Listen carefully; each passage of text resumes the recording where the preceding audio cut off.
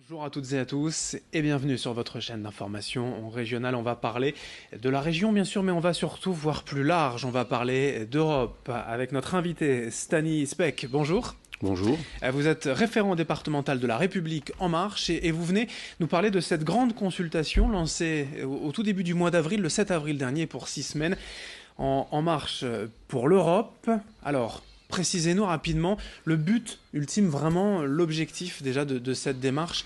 C'est quoi? De refonder l'Union européenne parce que ça ne marche pas ou parce qu'on peut mieux faire?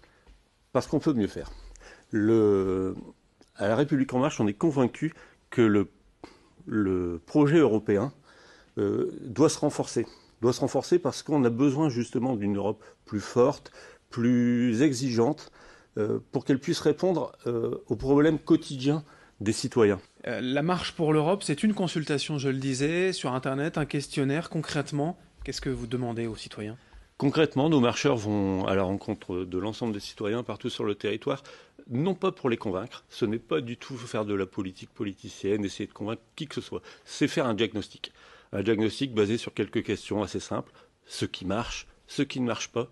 Si pour eux, l'Union européenne a un impact trop grand dans leur vie quotidienne, s'ils auraient besoin qu'il y ait un peu plus d'Europe dans leur vie quotidienne, s'ils souhaiteraient le voir amélioré, et dans quel thème? Que ce soit la sécurité, l'agriculture, l'Europe sociale, les valeurs européennes.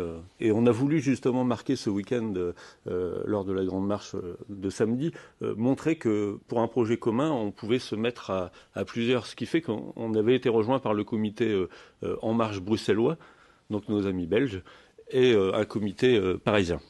Alors vous le disiez, il y a une méconnaissance finalement, surtout, et donc à l'arrivée peut-être une crainte. Pourtant l'Europe fait beaucoup, vous le disiez forcément l'agriculture. Alors il y a la PAC, connue maintenant depuis plusieurs années, mais même au niveau de la rénovation urbaine, il y a de nombreux fonds européens que l'on ne connaît pas bien. Oui, que l'on ne connaît pas bien et qui pourtant, quasiment dans toutes les villes, de nombreux bâtiments ont été rénovés grâce aux fonds européens. Et c'est peut-être sur quoi il faudrait se pencher.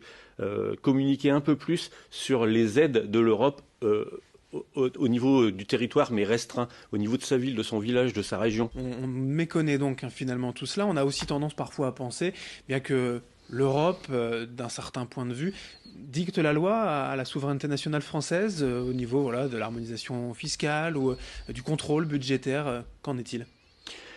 Oui, l'Europe met un peu de barrière, mais c'est aussi à nous d'être forts au sein de l'Europe. D'être forts au sein de l'Europe pour imposer nos idées, les faire fédérer par les pays voisins et tous ensemble avoir une idée commune qui fonctionne. À l'arrivée, donc, 6 semaines cette consultation, il y aura un rapport rendu sur Oui, le bureau d'Emmanuel Macron, c'est ça? il y aura un rapport qui sera rendu sur justement les attentes réelles des citoyens.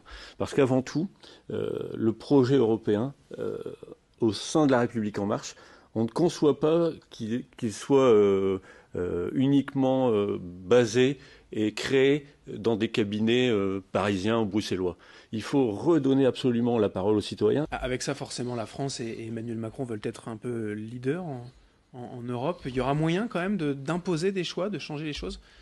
Oui, il y aura moyen. Et puis, actuellement, on peut voir déjà qu'avec l'Allemagne, on a redonné un nouveau souffle un peu à l'Europe, à l'Union européenne. Et justement, les prochaines échéances vont permettre assurément de redonner cet élan.